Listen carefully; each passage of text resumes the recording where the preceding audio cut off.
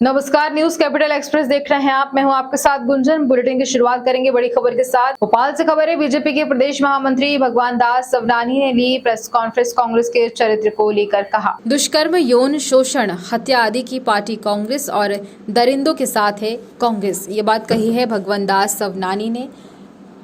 सना खान की हत्या का जवाब भी उन्होंने मांगा है। वहीं विधायक सुदेश राजे के वायरल वीडियो पर जवाब मांगा और समय के साथ कांग्रेस का चरित्र बाहर आ गया है, ये बात कही है। साथ ही महिलाओं की सुरक्षा में फेल कांग्रेस और कांग्रेस दोषियों के खिलाफ जवाब दे। आगे कहा कि राजनीतिक पार्टी होते हुए दोषियों के खिलाफ क्या कार्रवाई हुई, जनता जानना चाहती है। बीजेपी में अगर ऐसा हुआ होता तो उसे तुरंत पार्टी से बाहर किया जाता। हम सभी जिस विषय पर चर्चा करना चाहते हैं, कांग्रेस के चरित्र को लेकर के लगातार सुर्खियां बनी हुई हैं। उनके विधायक सुरेश राजे और संजय शर्मा का नाम दो अलग अलग घटनाओं में, एक तरफ एक अशोभनीय वीडियो को लेकर के सुरेश राजे और दूसरी तरफ तेंदुखेड़ा के विधायक संजय शर्मा का नाम सना हत्याकांड में जो अमित साहू हत्यारे के साथ उनके कनेक्शन को लेकर के आज चर्चा में है। लेकिन दुर्भाग्य की बात है कि इसमें कांग्रेस ने जिस तरीके से चुप्पी ओढ़ रखी है, इससे ऐसा लगता है कांग्रेस इन दरिंदों के साथ है, कांग्रेस व्यभिचारियों के साथ है। और ये लगातार जिन घटनाओं को लेकर के आपके माध्यम से भी जनता तक समाचार गया है कि जब सना खान की हत्या होती है, हत्या के बाद हत्यारे अमित साहू और संजय शर्मा के बीच में लगातार चर्चा होती है। वो चर्चा किन बिंदुओं पर होती है? क्या वो उनको संरक्षण कर रहे थे? क्या उनको बचाने का प्रयास कर रहे थे? इस पर आज तक कांग्रेस ने चुप्पी नहीं तोड़ी है। कांग्रेस को जवाब देना होगा कि व्यभिचार में और हत्या के ऐसे मामलों में उनके विधायक संलिप्त हैं। सुरेश राजे के वीडियो को लेकर भी उन्होंने अभी तक सफाई नहीं दी है। उन्होंने जनता से माफी नहीं मांगी है कि उनके विधायक भी इन कृत्यों में लिप्त हैं।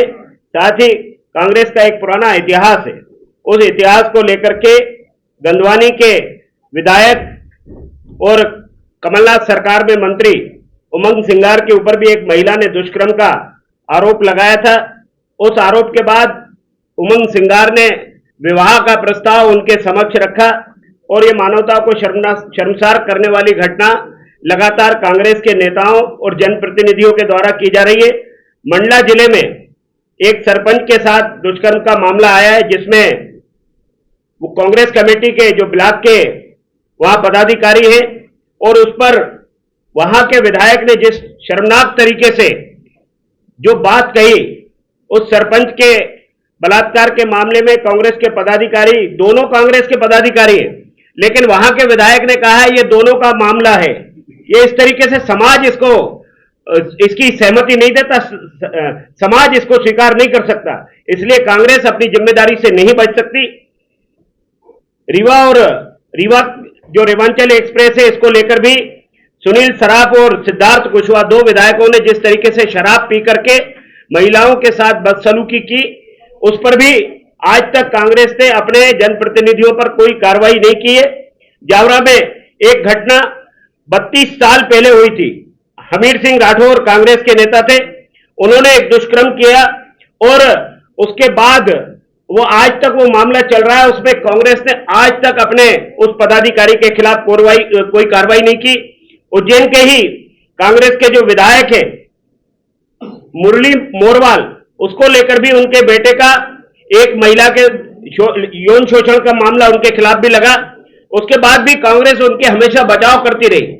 और भोपाल की नरेला विधानसभा क्षेत्र में कांग्रेस के वहां के अध्यक्ष तारिक अली और उसके भाइयों द्वारा सारिक और राजा अली ने नशीला पदार्थ खिला करके एक महिला की अस्मत लूटने का प्रयास किया। कांग्रेस का हाथ सदैव से इन अपराधियों और व्यभिचारियों के साथ रहा है। मध्य प्रदेश में कांग्रेस का चरित्र प्रतिदिन बाहर आ रहा है कि वो किस तरीके से महिलाओं के मामले में कितनी गैर जिम्मेदाराना। भोपाल से खबर है। पूर्व केंद्रीय मंत्री अरुण यादव की प्रेस कॉन्फ्रेंस। कांग्रेस से ज्वाइन करने प्रदेश भर से नेता संपर्क में है। निवाड़ी सागर दतिया जिले के प्रभावशाली नेता कांग्रेस के संपर्क में हैं। बीजेपी में मची है भगदड़, ये बात यादव ने कही। आगे कहा कि मंत्रिमंडल का विस्तार इसी भगदड़ को रोकने का प्रयास करेगी। बीजेपी का है और बुंदेलखंड में खड़गे जी की सभा में मिला जन समर्थन प्रदेश में चल रही बदलाव की हवा का चिन्ह है। और कहा कि 18 साल में नहीं आई बीजेपी की सरकार को विकास और महिलाओं की याद। प्रचार करने छिंदवाड़ा में शिवराज जाए या मोदी जाए, कोई भी फर्क नहीं पड़ता है। एक लंबा सिलसिला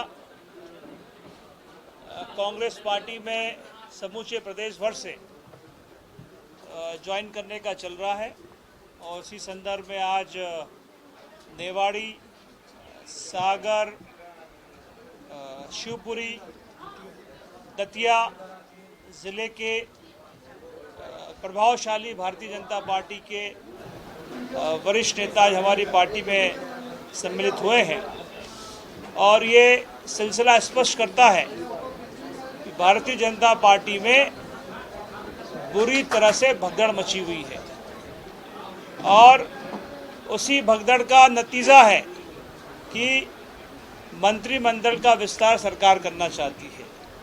अब वो चाहे मंत्रिमंडल का विस्तार कर ले, चाहे कुछ कर ले, मध्य प्रदेश में बदलाव की बयार है और ये बयार स्पष्ट करती है जिस तरह से लोग पार्टी में आ रहे हैं, सम्मिलित हो रहे हैं कि मध्य प्रदेश में 2023 में जो हमारा मिशन है कि मध्य प्रदेश में 150 सीटें लाकर हम कांग्रेस की सरकार बनाएंगे, उस मिशन को आगे बढ़ाते हुए ये सब कार्य योजना चल रही है। और मुझे खुशी है कि इतनी तादाद में हमारी पार्टी में लोग सम्मिलित होते हैं और ये एक नई मजबूती कांग्रेस पार्टी को प्रदान करती है। 22 तारीख को हमारे राष्ट्रीय नेता, हमारे अध्यक्ष आदरणीय खड़गे जी सागर आए थे। सागर में भी एक ऐतिहासिक सभा हुई और जन सैलाब जो उमड़ कर आया पूरे चंबल और पूरे हमारे बुंदेलखंड क्षेत्र से, वो भी स्पष्ट करता है कि पूरे प्रदेश में एक नई बयार है। माननीय खड़गे जी ने 2-3 बड़ी महत्वपूर्ण बातें उस दिन कही हैं। उन्होंने कहा है कि हम रविदास जी के नाम से एक सेंट्रल यूनिवर्सिटी सागर में खोलने की उन्होंने घोषणा की है और एक ये महत्वपूर्ण कदम पूरे बुंदेलखंड क्षेत्र के हमारे नौजवान लोगों को पढ़ाई लिखाई के लिए एक मजबूती प्रदान करेगा। और मुझे लगता है कि जो खड़गे जी के आने से जो एक हमारे उस बुंदेलखंड क्षेत्र में भी नया प्रभाव कांग्रेस पार्टी के पक्ष में नज़र आता है। परेशानियां हो रही हैं और बारिश नहीं होने के कारण किसान बहुत परेशान हैं, मुआवजे की मांग कर रहे हैं। सबसे बड़ा इशू अभी है प्याज का। प्याज की कीमतों पर, प्याज के एक्सपोर्ट पर ड्यूटी लगाने का काम सरकार कर रही है और ये स्पष्ट करता है कि ये चाहे वो दिल्ली की सरकार हो, चाहे मध्य प्रदेश की सरकार हो, दोनों सरकारें किसानों की कभी भी मदद नहीं करती है। और ये इतिहास है। अभी आपने मूंग की बात की, होशंगाबाद ज़िले, हरदा ज़िले में मूंग की खरीदी को 2 महीने से ज़्यादा हो गए हैं, अभी तक किसानों का मूंग के जो दाम है, जो फसल का पैसा है, आज तक उनको खातों में जमा नहीं हुआ है। प्याज की ये स्थिति है। जो अतिवृष्टि से जिन जिन क्षेत्रों में मध्य प्रदेश में फसलें खराब हुई है, वहाँ का न तो मुआवजा हुआ है और न ही वहाँ के सर्वे सरकार द्वारा किया जा रहा है, क्योंकि मध्य प्रदेश की सरकार के खजाना पूर्णतः खाली हो चुका है और जो कुछ लोन लिया जाता है वो मुख्यमंत्री जी अपने खुद के और अपनी पार्टी के प्रोपेगेंडा के लिए उसका उपयोग कर रहे हैं। ना तो उनको सरकार में, ना तो उनको किसानों की चिंता है। कई लोग मुझे चिट्ठी लेकर भेज रहे हैं, अधिकतर विभागों में 2-2, 3-3 महीने से कर्मचारियों को तनख्वाह नहीं मिली है। ये मध्य प्रदेश की बदहाल स्थिति आज की है। कल बालाघाट जिले से मुझे सूचना मिली, पुलिस कांस्टेबल भर्ती की परीक्षा होती है, पेपर लीक हो जाता है। वहाँ के कुछ लोगों ने उसके खिलाफ में एफआईआर दर्ज की बालाघाट के थाने पर। तो जो महाघोटाला और जो 50% कमीशन खोर की सरकार मध्य प्रदेश में काबिज है, ये धीरे धीरे इनकी रवानगी मध्य प्रदेश की जनता खुद करने वाली है। अरुण जी, पिछली बार आप शिवराज सिंह 25 अगस्त को सामूहिक अवकाश किया। अधीनस्थ लेखा सेवा अधिकारी संघ मध्य प्रदेश के संयुक्त तत्वावधान में आपको बता दें कि कर्मचारियों ने एक दिवसीय काम बंद हड़ताल कर सतपुड़ा भवन के सामने एक दिवसीय धरना दिया, जिसमें उन्होंने मांग की है कि सरकार को हम कई बार ज्ञापन के माध्यम से कर्मचारियों की पीड़ा बता चुके हैं, मगर अभी तक सरकार ने इस ओर ध्यान नहीं दिया है। हम मुख्यमंत्री से मांग करते हैं कि हमारे सभी मांगे माने जाएं। हेलो, कर्मचारी एकता जिंदाबाद, हमारी एकता जिंदाबाद, अभी तो ये अंगड़ाई है, अरे अभी तो ये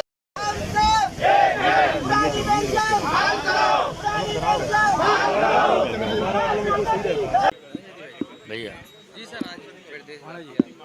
ये एक सुखद संयोग है कि मध्य प्रदेश के सारे मान्यता प्राप्त और गैर मान्यता प्राप्त कर्मचारी संगठन एक होकर प्रदेश के कर्मचारियों की 39 सूत्री मांगों के लिए आज एक दिवसीय हड़ताल पर है।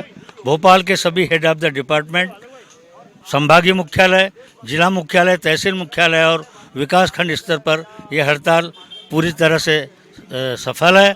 हमारी माननीय मुख्यमंत्री जी से ये मांग है और सादर अनुरोध भी है कि वे कर्मचारियों की जो न्यायोचित मांगे हैं उनका सार्थक समाधान करें, जिससे मध्य प्रदेश के कर्मचारियों को आंदोलन और हड़ताल जैसे कदम उठाने के लिए बाध्य न होना पड़े।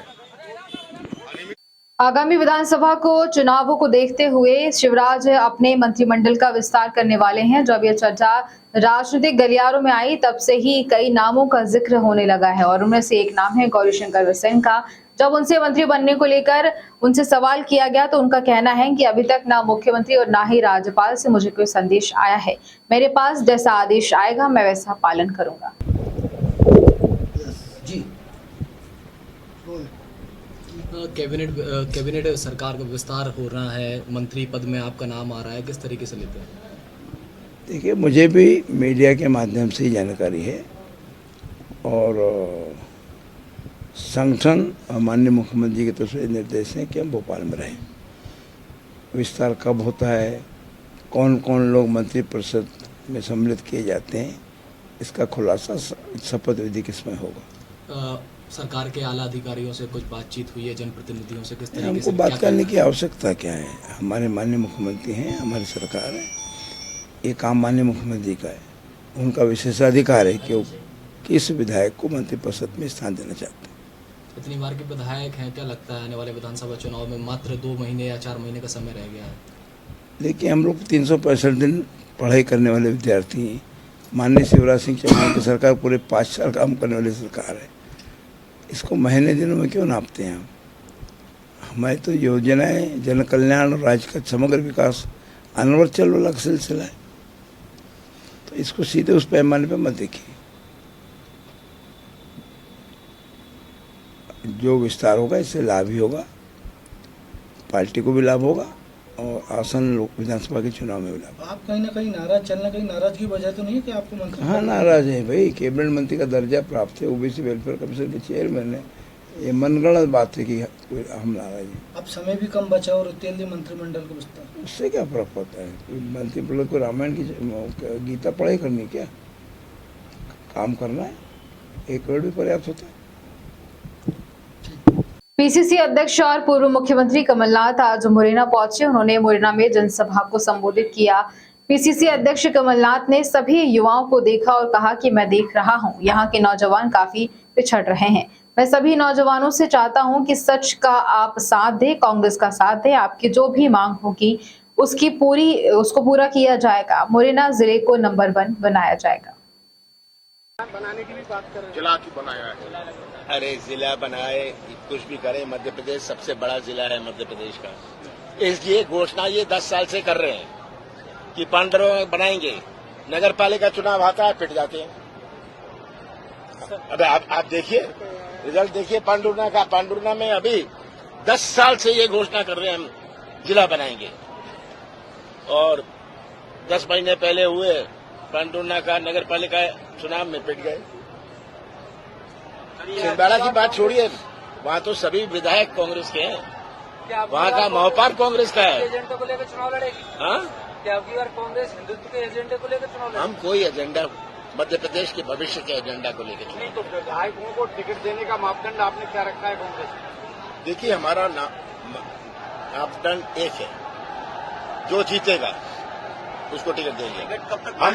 हम सर्वे करवा रहे हैं, हम जानकारी प्राप्त कर रहे हैं। मैं सबसे मिलता जुलता हूं, मुझे रोज 2000 लोग मिलते हैं। कल ही मुझे 2000 लोग मिले। मुझे लोग मिलते हैं, मैं पूछता हूं क्या हाल है आपके जिले का। वो आते हैं किसी और काम से, कोई शादी बारात में आ गया, कोई अपनी समस्या लेके आ गया। टिकट आर्थिक भी बहुत है। इसके पहले एक प्रेस वार्ता थी और ये पत्रकार थे, कहाँ गए वो सरदार जी?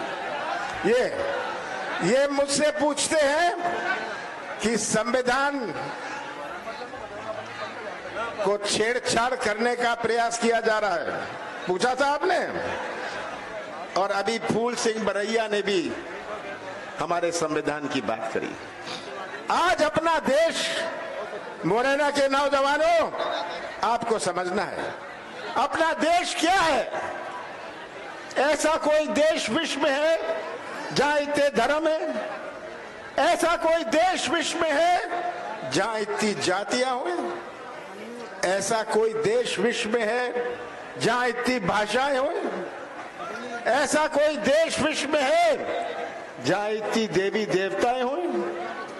ऐसा कोई देश विश्व में है जहां इतने त्योहार हो? ये अपना देश है, अपनी देश की अनेकता, अपनी देश की विभिन्नता।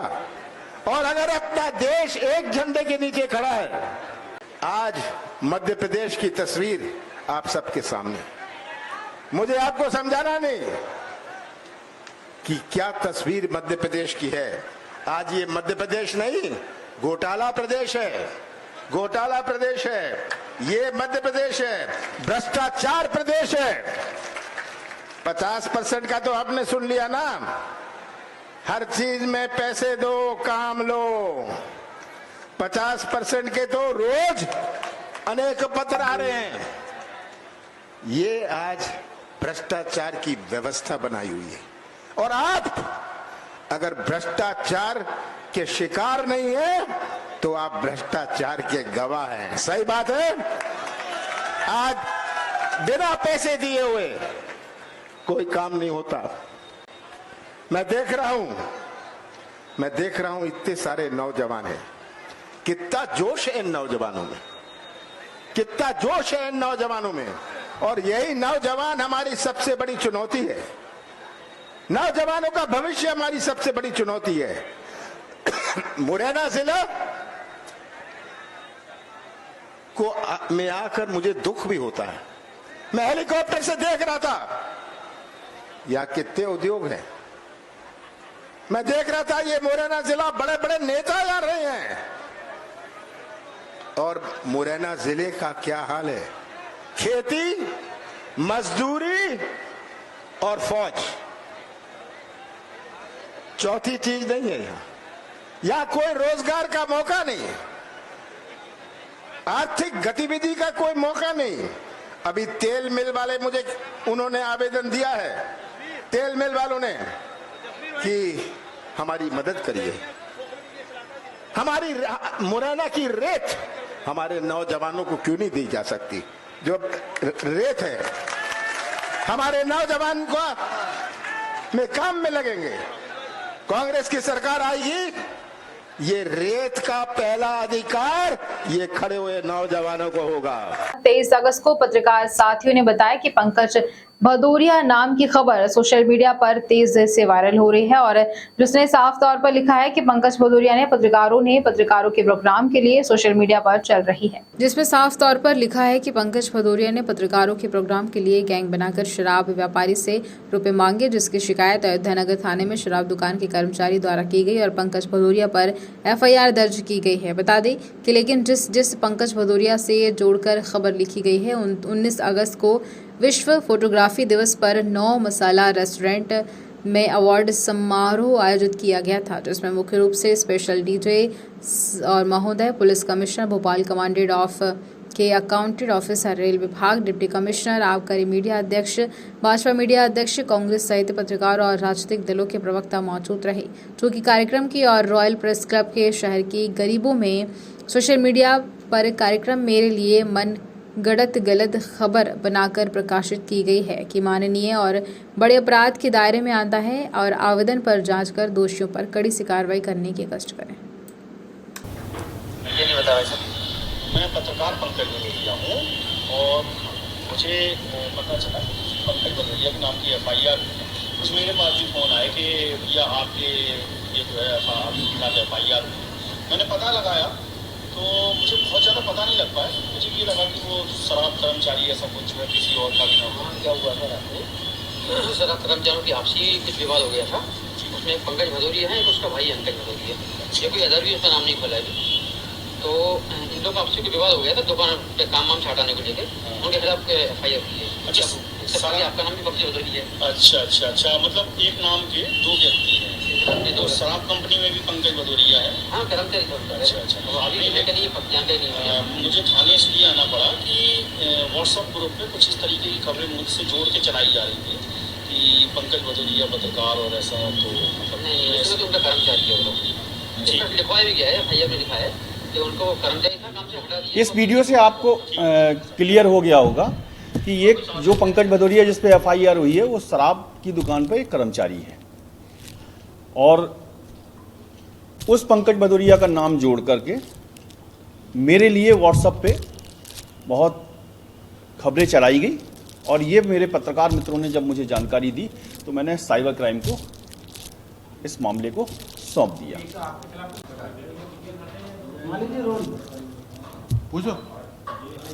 पहले मैं आप लोगों को बता देता हूं कि ये प्रेस कॉन्फ्रेंस क्यों बुलाई गई है।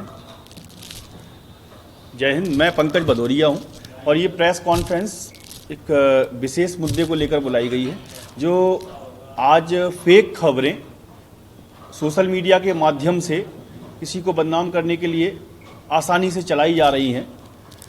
तो इसी तरह का एक मामला अभी सामने आया है और जो मेरे नाम से संबंध रखता है। एक मनगढ़ंत कहानी बनाकर सोशल मीडिया के माध्यम से मेरे पत्रकार मित्रों के मोबाइल पर एक खबर चलाई गई जिसमें मुझे गैंगस्टर लिखा गया।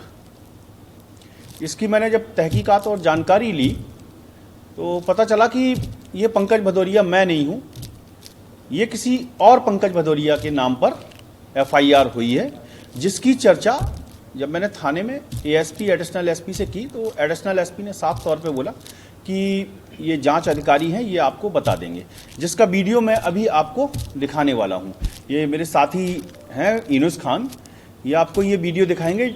जब मैंने पुलिस से चर्चा की तो पुलिस ने साफ तौर पे ये बोला कि सर सॉरी, ये आप नहीं हैं, ये कोई और है पंकज भदौरिया जो शराब कंपनी में काम करते हैं, वो आपस में मारपीट हुई है और उनके खिलाफ FIR। इस सारे मामले को जब मैंने पूरी तरह से समझ लिया, इसके बाद मैंने पुलिस डिपार्टमेंट में ऊपर तक बात की और साइबर क्राइम में ACP से बात करने के बाद मैंने सारा मामला साइबर क्राइम को सौंप दिया। साइबर क्राइम ने आश्वासन दिया है कि इसको हम जल्द से जल्द जांच में लेके इस पर FIR करेंगे और कार्रवाई करेंगे। अब मैं आपको वो वीडियो दिखा रहा हूं जिस वीडियो में अयोध्या बाईपास थाने में सब इंस्पेक्टर जो जांच अधिकारी है उससे बात हुई। हो सकता है अभी 19 अगस्त को रॉयल प्रेस क्लब का एक बड़ा कार्यक्रम था जिसमें कई पुलिस अधिकारी मौजूद थे, अवार्ड सेरेमनी थी, बहुत सारे पत्रकार मित्रों ने हिस्सा लिया और उसमें अवार्ड भी कुछ पत्रकारों को दिए गए। तो उससे संबंधित भी इसमें सोशल मीडिया में बात लिखी हुई है, तो ये एक बहुत शर्मनाक है और इसके लिए हमारा रॉयल प्रेस क्लब, हमारे सारे पत्रकार साथी, अगर कोई कार्रवाई नहीं की जाती है तो हम लोग इस पे कहीं ना कहीं आंदोलन करने की और भी अग्रसर हो सकते हैं। मेरे पास कोई फ़ोन नहीं आया, ना मुझे मेरे से कोई पैसे की डिमांड की गई, और मेरे से पैसे की डिमांड कौन करेगा? पत्रकारों से कौन पैसे की डिमांड करता है? वीडियो वायरल करने के लिए नहीं, वीडियो किस तरीके का वीडियो वायरल करने की बात कर रहे हैं आप? ऐसा कोई वीडियो है ही नहीं जो वायरल किया जाए, ठीक है ना? तो वो तो जो है एक बदनाम करने का एक क्लब जो है, जो अच्छा पत्रकारों के लिए जो सोशल वर्क कर रहा है एक क्लब, तो इसको बदनाम करने की अगर कोशिश की जाएगी तो मैं इसके लिए हर संभव लड़ाई लड़ने के लिए तैयार हूं। इसके लिए जो इस तरीके की फेक खबरें चला रहे हैं उनको मेरी चेतावनी है कि पत्रकारों के लिए या पत्रकारों के क्लब को या पत्रकारों को बदनाम करने की अगर वो कोशिश करेंगे तो उन पे हर संभव कानूनी कार्रवाई करवाने के लिए हम हर संभव प्रयास करेंगे। शक किस पे? नहीं, मेरे पत्रकार मित्रों ने, मैं उनका नाम नहीं बताऊंगा, उनके व्हाट्सएप पे आया है, तो उनके व्हाट्सएप से मुझे जानकारी लगी। अब वो मैंने साइबर, उन्होंने एक दूसरे से चैन बनी हुई है, जैसे एक कैमरामैन है, फिर कैमरामैन के बाद एक संपादक जी हैं, संपादक जी के बाद एक और संपादक जी हैं, फिर ये 3 लोगों से आपस में आया है। उन संपादक के ऊपर कौन है, ये साइबर क्राइम जाने, उनका मामला है। और ये तो मतलब चेन सिस्टम से आया, कोई बहुत ज़्यादा व्हाट्सएप ग्रुप पे ये चला नहीं है, ये पर्टिकुलर एक खबर बना के और मतलब विशेष तौर पे ये जो है सोशल मीडिया पे अलग अलग तरीके से चलाई गई। गोरखपुर स्थित राम मंदिर क्षेत्र में लगातार हो रही बारिश के चलते एक जर्जर मकान धराशायी हो गया और हादसे में किसी के भी हताहत होने की सूचना नहीं मिली है, लेकिन मकान पूरी तरह से तबाह हो गया है, जिसमें यहां रहने वाले कोरी परिवार की गृहस्थी पूरी तरह बर्बाद हो गई है। हादसा गुरुवार सुबह का है। घटना की जानकारी देते हुए मकान मालिक रवि कुमार कोरी ने बताया कि वह सिलाई का काम करता है और आज सुबह वह मशीन में बैठकर काम कर रहा था और इसके बाद वह खाना खाकर बाहर निकला ही था कि इसी बीच जिस कमरे में वह बैठा हुआ था वह भरभरा कर दह गया और रवि इससे पहले ही कुछ समझ पाता तब तक पूरा मकान गिर गया। घटना जिस समय घटित हुई उस समय वहां कोई भी मौजूद नहीं था, जिसके चलते बड़ा हादसा घटित होने से टल गया। मकान मालिक रवि का कहना है कि मकान धराशायी होने के चलते उसकी पूरी गृहस्थी तबाह हो गई और उसने बताया कि उसका कपड़े सिलने का काम है, जिससे वह अपनी गुजर बसर करता था, लेकिन मकान दह जाने के कारण उसकी सिलाई मशीन एवं अन्य काम का सामान भी दबकर पूरी तरह से बर्बाद हो गया। रवि ने इसकी जानकारी क्षेत्रीय पार्षद को दी और मौके पर पहुंची पार्षद ने रवि की मदद करने का आश्वासन किया। जौलपुर से वाजिद खान की रिपोर्ट। कल अचानक हम खाना खाने के लिए काम पे कर रहे थे, तो इतने मशीन जैसी अलग हुए, थोड़ी देर बाद पता चला कि पूरी ज़मीन नीचे से भसभसाने लग गई। वो भसभसाने के बाद फिर थोड़ी देर बाद 10 मिनट में खाना खा के उस तरफ से इधर को आए, ऊपर का सज्जा भी पूरा गिर गया। सामान वामान सब उसी में खाक हो गया। जो मशीन थी, काम धंधा करते थे, जिसमें सिलाई वगैरह छोटे मोटे कपड़े लत्ते सिलते थे, जो वो सब का नुकसान हो गया। अंदाज का होता है 40-50 हज़ार से ज़्यादा का हो गया। सब खाने पीने की गृहस्थी पूरी बर्बाद हो गई और ऊपर का सामान वो गया वो अलग से। कहीं शिकायत पार्षद को भी बोले हैं। क्या बोला पार्षद ने? पार्षद भी बोला है तो जाके वहाँ जाके अप्लीकेशन दे देना। क्या नाम है आपका? रवि कुमार कोरी। कहाँ ये मकान है, कहाँ का लगा है? ये एरिया क्या बोलते हैं? गोरखपुर राम मंदिर के पास। राम मंदिर के पास मकान नंबर 1092 कोरी मोहल्ला। महिला विभाग आदिवासी विभाग की बैठक हुई आज प्रदेश कांग्रेस कार्यालय में, जिसमें प्रदेश भर से पधारी थी महिला सभी ने कांग्रेस की सरकार बने संकल्प लिया और कांग्रेस की महिला सम्मान योजना को पहुंचने का लक्ष्य रखा। जी आज हमने मध्य प्रदेश आदिवासी महिला प्रभाग जो है उसका कार्यक्रम रखा हुआ है। आदिवासी स्वाभिमान यात्रा जो हमने निकाली थी 18 जिले और 36 विधानसभाओं में, उस दौरान जो भी बहनें हमारी हमें मिली यात्रा के दौरान शामिल हुई या व्यवस्थाएं बनाई, उन सब का हम आज सम्मान कर रहे हैं और हमारे जितने भी पदाधिकारी अच्छा काम कर रहे हैं उनका सबका उत्कृष्ट नारी सम्मान इस कार्यक्रम का नाम रखा गया। नारी सम्मान योजना जैसे माननीय कमलनाथ जी का कहना है कि कमलनाथ सरकार जब बनेगी तो हमारे सभी बहनों को, इसका कोई भी क्राइटेरिया नहीं रखा है, सभी बहनों को वो नारी सम्मान योजना से लाभान्वित करेंगे। ये नारी सम्मान को लेकर शिवराज सरकार काफी काम कर रही है, कांग्रेस क्या हटके करेगी नारी सम्मान के लिए? आपने कोई योजना? हटके तो यही है कि उन्होंने कोई क्राइटेरिया नहीं रखा है। कमलनाथ जी ने सभी बहनों को नारी सम्मान योजना का लाभ मिलेगा। एक योजना बताइए कौन सी मुख्य नारियों के लिए? नारी सम्मान योजना जिसका नाम है 500 रुपये में हर घर में सिलेंडर दिया जाएगा और इसके बाद किसानों का कर्जा माफ़ होगा। बिजली बिल भी जी बिजली बिल भी किसानों का माफ़ होगा। ये सब चीज़ें सारी योजनाएं जो हैं। जी हाँ, ये जो यात्रा हमारी निकली थी 19 दिन की, इस यात्रा के दौरान जो भी हमारे आदिवासी भाई बहन जिनके साथ लगातार अन्याय जो होता रहा है, नेमावर हो गया, महू की घटना हो गई, लटेरी की घटना हो गई, सीधी की घटना, जो सीधी में जो घटना हुई वो तो बहुत ही शर्मसार करने वाली घटना थी। मानवता पर ही उन्होंने इस तरह की हरकतें की थी, इसलिए हम लोगों ने इस यात्रा को निकाला था। चंद्रा सरवटे, प्रदेश अध्यक्ष हूँ, महिला प्रभाग आदिवासी कांग्रेस। Thank you.